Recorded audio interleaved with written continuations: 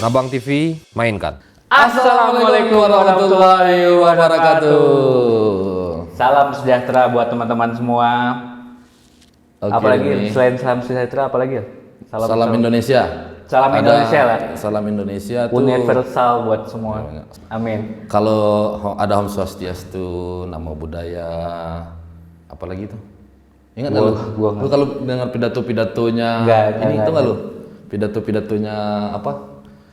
Presiden, menteri-menteri kan semua salam dibaca tuh.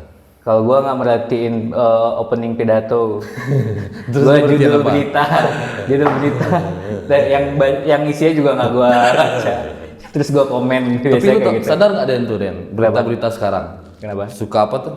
Kadang kita klik nih judulnya, apa namanya tuh Den kalau di media tuh Den? Clickbait gitu. Clickbait ya Den ya? Clickbait. Wah beritanya Iya, beda iya. sama judul. Isinya Kadang kesel tuh gua kalau kayak gitu Den. teknik marketing ya. Oh gitu ya. Sehari-hari Il juga berjualan kayak gitu ya. Iya. Il sebagai humas juga kayak gitu kan sehari-hari. Sebagai humas ya, bener.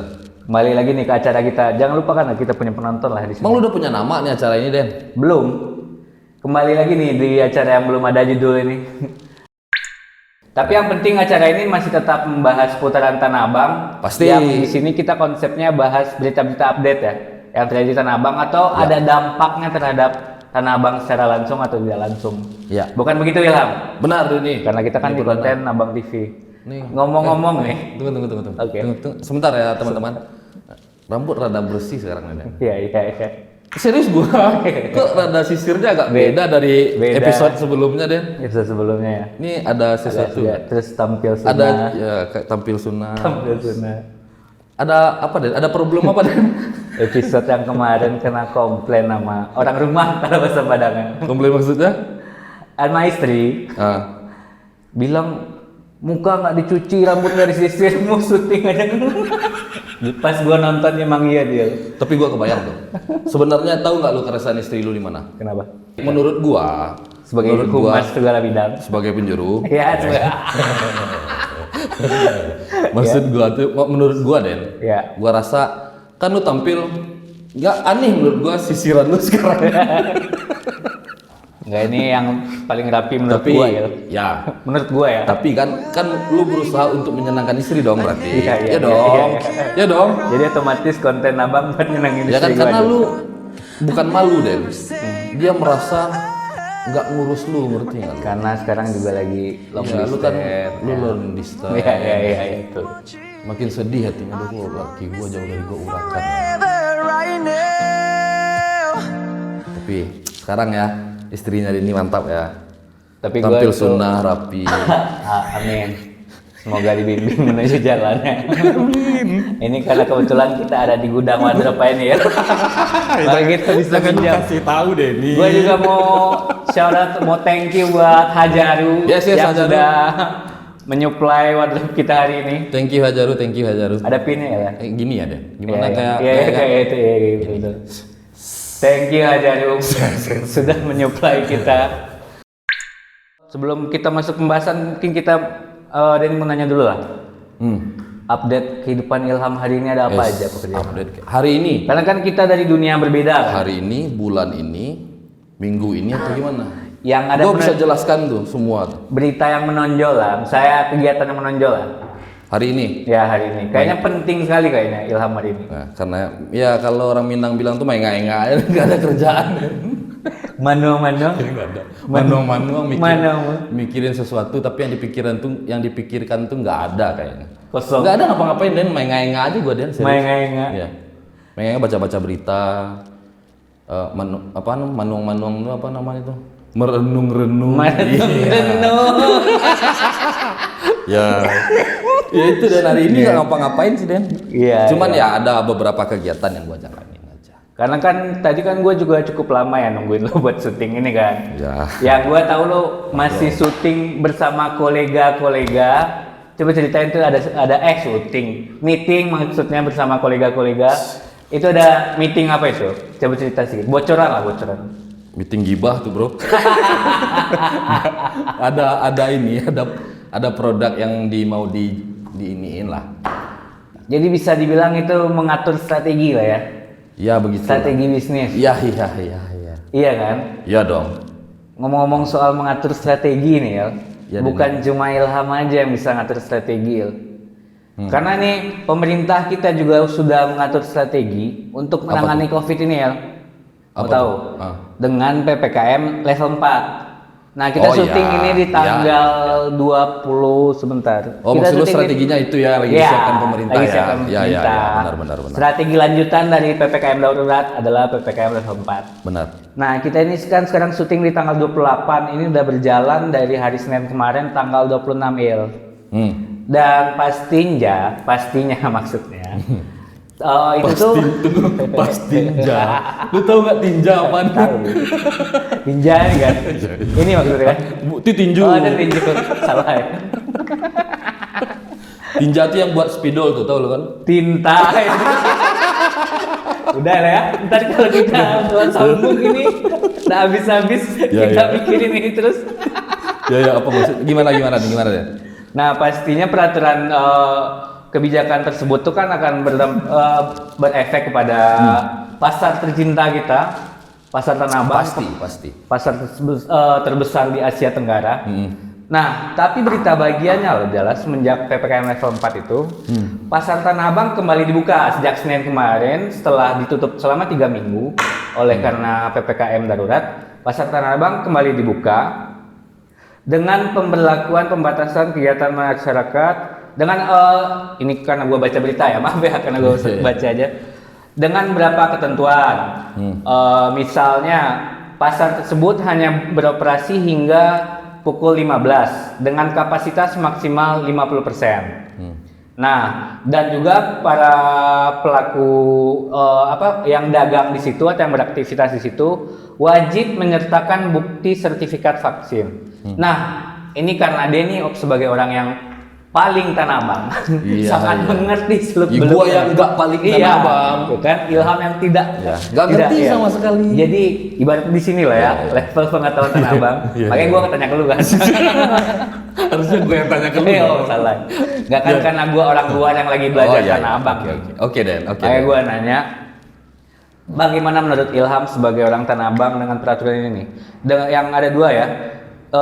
Buka sampai jam 3, terus kapasitas 50% dan plus masuk pakai sertifikat vaksin dan ada juga katanya pakai hasil swab antigen. Lu mau jawaban yang jujur apa gimana?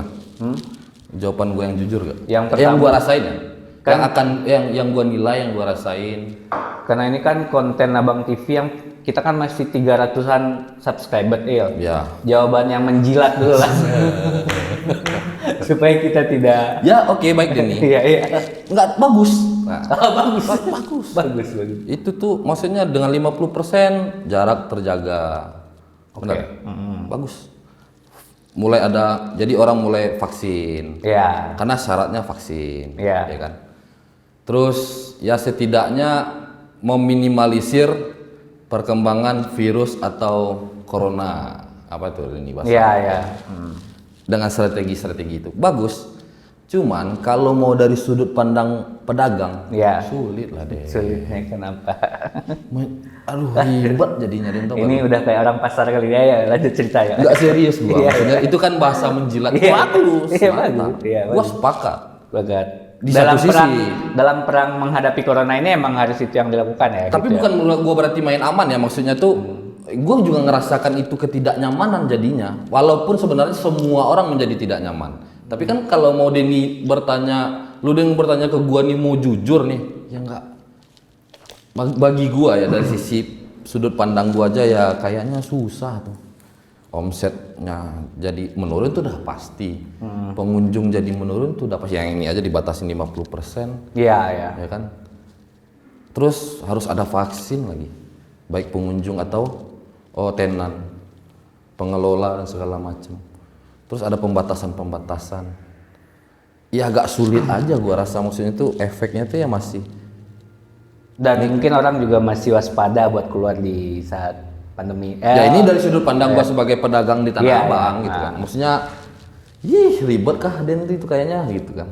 Cuman kan demi kebaikan untuk ke depan. Mungkin kan maksudnya seperti itu kalau mau kita ambil benang merahnya aja deh. Iya betul. Kan untuk tujuan yang baik. Sepakat. Susah dulu deh ya kan. Ya, Pahit dulu agar manis kemudian kan gitu.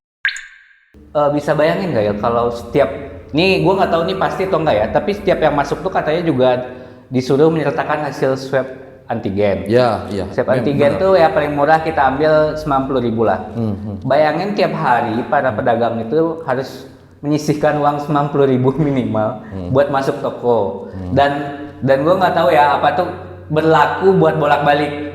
Lu kebayangkan ada orang yang kerjanya bolak-balik, dia harus nganter barang terus masuk lagi nganter barang. Apakah itu dikali? Iya, Terus yang ada tuh mimisan habis. Segini ya, lubang hidung ya. Enggak, maksudnya mungkin, tapi ya setidaknya gua rasa sih agak sedikit menyulitkan untuk pengusaha-pengusaha, pelaku-pelaku usaha, semua orang yang terlibat di Tanah Abang agak sulit. Karena semua tuh gua dengar tuh keluhan yang banyak yang keluar deh. Ya. Nah, jangan bicara soal harus ada syarat vaksin. Mau vaksin aja masih kontroversi tuh di Tanah Abang tuh. Wah, ada yang mau divaksin, ada yang mau enggak. Ini menarik ya. Gimana mau syaratnya wajib vaksin sementara vaksinnya aja masih jadi kontroversi gitu. Di Kontroversi orang-orang dalam artian dari sudut pandang gua nggak lihat obrolan media segala macam ya. Yang terjadi di lingkungan Tanah Abang aja deh. Ada yang mau divaksin, ada yang enggak, ada yang bla bla bla bla bla ya. Pak. Mungkin para penguasa lebih tahu lah maksudnya apa yang terjadi di bawah kan gitu. Cuman yang gua rasa ini emang itu. Yang kita baca-baca di sosial media juga kebanyakan gitu kan. Orang gitu. Masyarakat terbelah antara yang percaya sama iya gitu. Mungkin kalau kayak gitu mungkin kita tarik dulu berapa sih data warga yang telah tervaksin nih. Sedangkan dari data yang gue baca itu sampai update Selasa 27 Juli yang telah divaksin tuh 7,2 juta jiwa atau 81,8% itu penduduk Jakarta. Itu dosis pertama ya. Oh, ini Jakarta doang ya? Ini Jakarta doang. doang. Dengarnya Indonesia sudah 30 juta soalnya kan? Iya, ini yang Jakarta. Ini Jakarta doang ya? Seperti yang pernah kita bahas juga kan, dengan adanya vaksin ini sebenarnya sudah membuat orang bersemangat untuk melakukan aktivitas di luar rumah. Ya, sebenarnya. Harusnya ya. Apalagi efeknya ke Tanah Abang memang terbukti waktu itu agak sedikit meningkat setelah adanya vaksin. Oh ya, pernah ya. Itu nggak tahu gua semua orang meningkat atau nggak, apakah gua aja yang ngerasa gitu. Iya, Apakah di usaha gua aja. Cuman gua merasanya agak sedikit meningkat tuh setelah ada vaksin. Ya, omset naik lah. Omset Omset atau orang setidaknya lain berkunjung. Pengunjung, aktivitas jual beli, Omset transaksi, tuh hal lain jadinya- lah ntar ya. Nah, itu tuh agak lebih meningkat tuh setelah ada vaksin. Karena orang membuat orang lebih percaya diri karena ada ya setelah ada vaksin ini. Itu sih menurut pandangan gua deh nih. Ya kan? Nah, ya gua rasa apalagi udah keluar angkanya.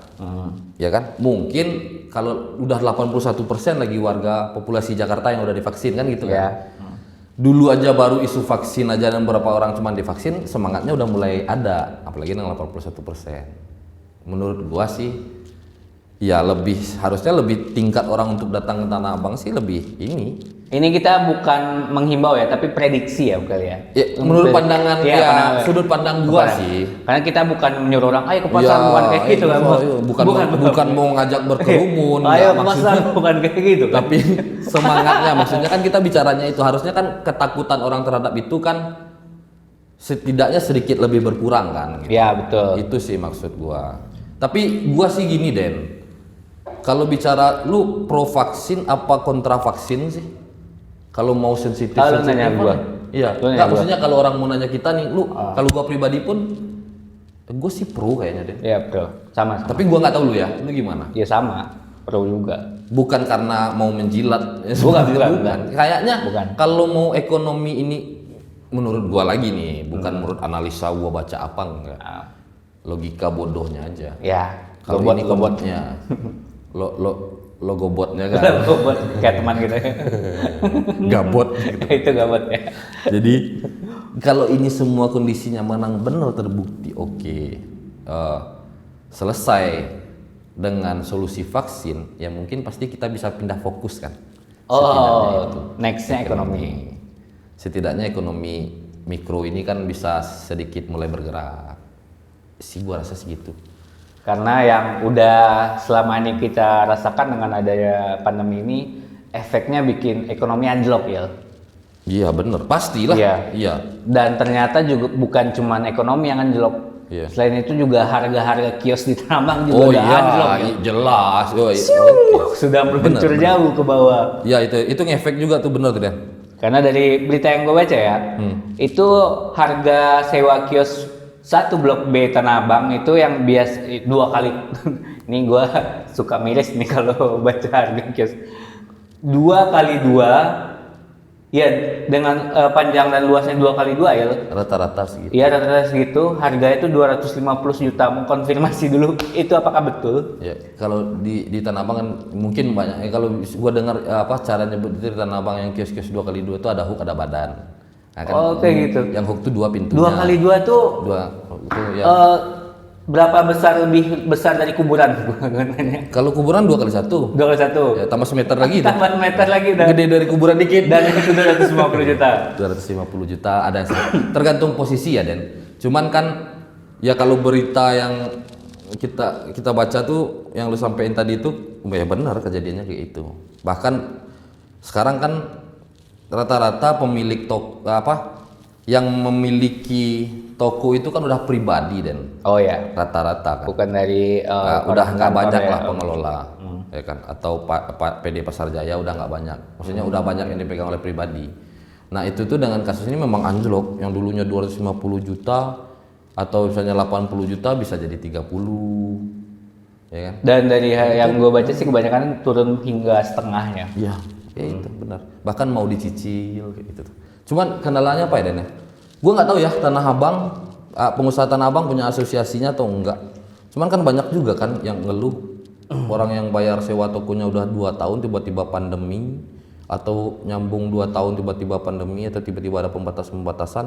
Nah itu kebijakannya gimana? Sebagian pedagang di Tanah Abang yang tidak difasilitasi itu dan tidak diturunkan atau tidak dikasih dispensasi perpanjangan kontrak. Misalnya dia kontrak 2 tahun nih, tiba-tiba 3 bulan tutup kemarin, sekarang sebulan tutup, itu mau kebijakannya gimana? Nah karena pribadi itu permasalahannya sekarang yang terjadi di Tanah Abang kalau gua lihat. Yang punya pribadi ya suka-suka gua dong, mau gua turunin, mau gua ini. Nah ini nih entah ada entah enggak nih asosiasi yang memfasilitasi sebagai fasilitator itu tuh keluhan-keluhan para pedagang di Tanah Abang. Jadi yang terjadi tidak terjadinya pemerataan kebijakan lah di situ ya. Ya. Tumpang tindih yang keren sekali. Ada yang kena, ada yang untung, ada yang enggak kan gitu ya intinya kan. Ada yang dapat murah, ada yang dapat dispensasi, ada yang dapat pemotongan harga, ada juga yang enggak. Nah, kayak gitu. Nah, selain pemotongan harga, lu bilang tadi pemotongan harga, ada juga yang dipotong nih. Apa? Waktu makan, dine in. Iya.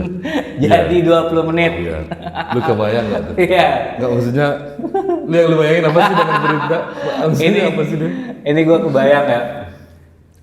Kan lama-lama, apalagi orang masyarakat kita, lu tahu kan, mengakali aturan kan.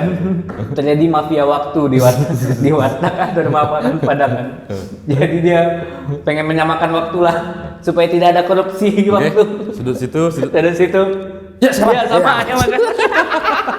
Tapi nggak, maksudnya itu dihitung itu agak apa ya Den? Masih agak ngambang apa maksudnya tuh Den? Itu gua bacakan dulu ya berita ya biar kita bisa mentelaahnya dari sudut pandang kita ya. Iya. Jadi pemerintah melalui Mendagri Pak Tito Karnavian menjelaskan soal aturan dine-in atau makan di tempat. Pak Tito mengatakan waktu 20 menit makan di tempat untuk mencegah penularan.